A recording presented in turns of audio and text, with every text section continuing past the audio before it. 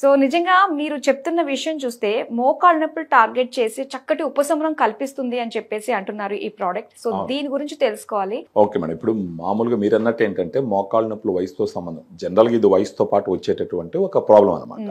ఇప్పుడు వయసుతో సంబంధం లేకుండా రావడానికి గల కారణాలు ఏంటంటే రకరకాలు. ఊబకాయం ఒకటి కావచ్చు, ఒబేసిటీ, తర్వాత ఇంకోటి వచ్చేసి ఫిజికల్ యాక్టివిటీ లేకుండా ఒకే దగ్గర కూర్చొని ఉండడం వల్ల జనరల్ గా మోకాళ్ళ నొప్పి వస్తుందంటే కారణం ఏంటంటే అక్కడ ఉన్నటువంటి గుజ్జు, మామూలుగా దాన్ని మెడికల్ భాషలో ఏమంటారంటే ఆర్టికులర్ కార్టిలేజ్ అంటారు. దాన్ని మనకు తెలుగులో అర్థం అవడానికి గుజ్జు అంటాం అనమాట.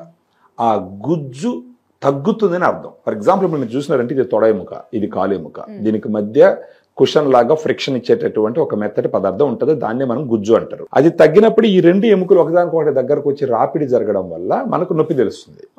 సో మనం అర్థం చేసుకోవాల్సిన విషయం ఏంటంటే ఇక్కడ ఉండేటటువంటి గుజ్జు తగ్గుతుంది అని గుర్తించాలి.